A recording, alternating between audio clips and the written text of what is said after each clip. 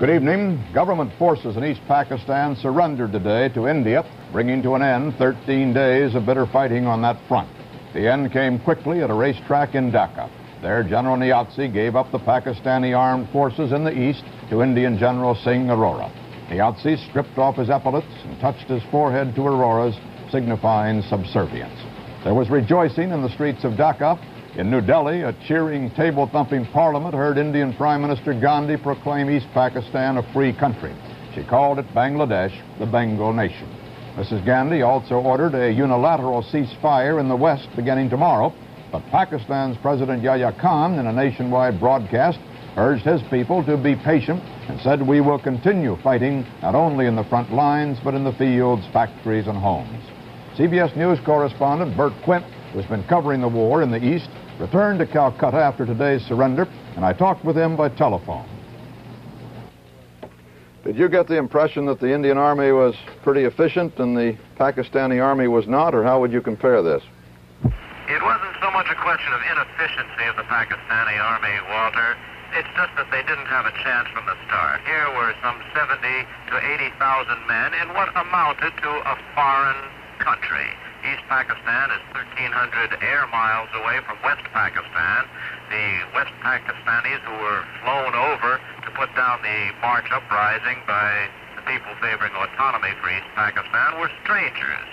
Not only were they strangers, they acted as an occupying force. They were terribly ruthless. These aren't just stories. These are things that we've seen ourselves. There were atrocities committed. So this was an occupying force, hated by the people who lived there, and the people were out to get them. And get them indeed they did in a good many cases.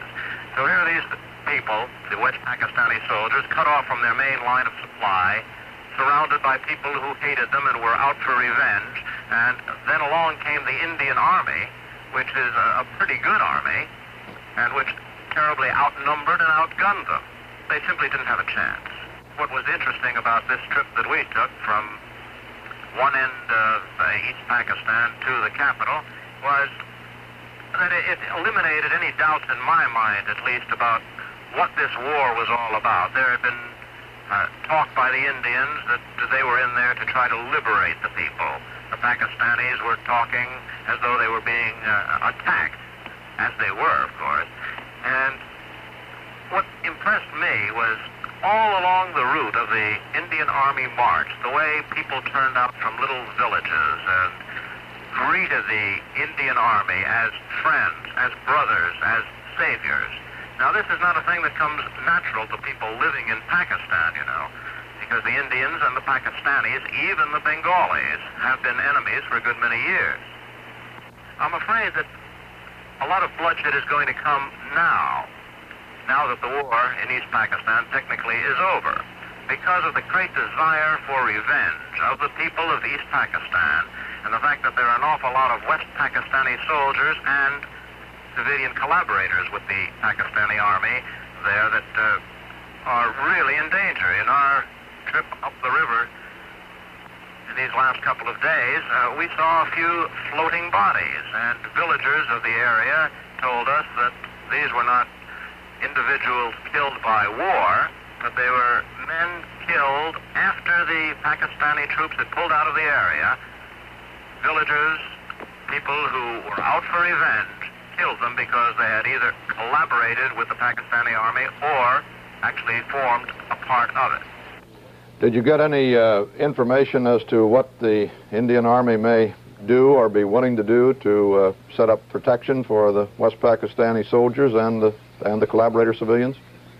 Yes, the first step is that they're taking the West Pakistani soldiers and putting them in the military cantonment. But what was very impressive about today was the fact that they did not disarm them immediately. They left the West Pakistanis with their guns, not to protect them from the Indians, of course, but to protect them from East Pakistani Bengali citizens.